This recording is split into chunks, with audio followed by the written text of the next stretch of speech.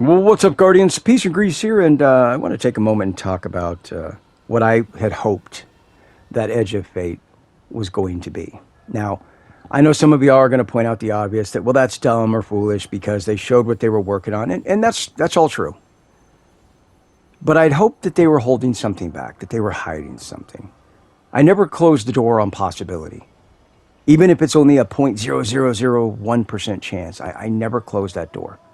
I mean, if we've learned anything, it's that nothing's impossible. It just hasn't been done yet. So what was I hoping for exactly? Well, when you start playing with time in a story, it creates doors. It creates potential pitfalls as well, true enough, but it also creates doors. And what I was hoping for was a moment when our guardian, battered, bruised, tired, with everything that they've been through, stepped through time and emerged onto that fateful cliff overlooking a soul ghost flying around rusted cars and wrecks and resing our guardian for the very first time. Maybe some flashbacks over, what our guardian or what our ghost had been through, who our guardian was before it all. But more importantly, a return to a simpler time. You see, Destiny 2 doesn't need more locations and more subclasses and more monetization.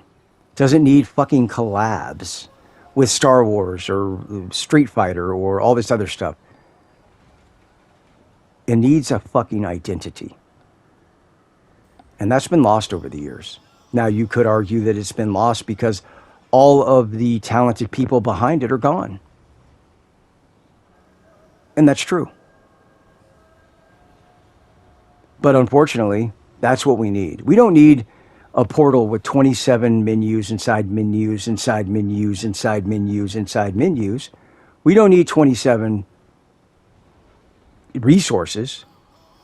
We don't need an expansion designed purely for engagement, purely to get us to clock into work and grind for 6, 8, 10, 12 hours so that Bungie can inflate an artificial player engagement meter.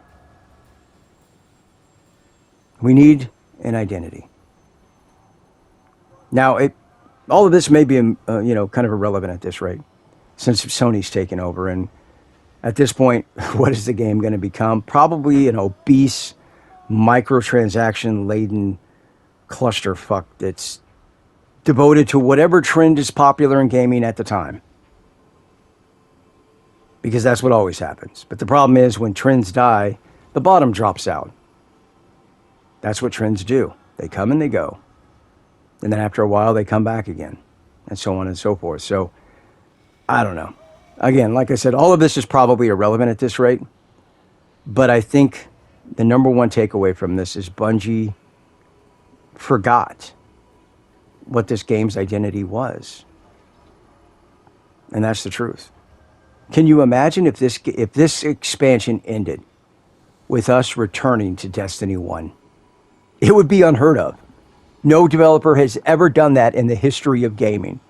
Taking players back to the previous game, simplifying everything, hitting Destiny 1 with an update that keeps some of the best little parts of what we've done so far in Destiny 2, but a return to that simpler time.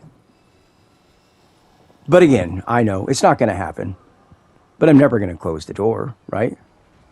But anyway, feel free to let me know what you think down in the comment section below. And until next time, peace out.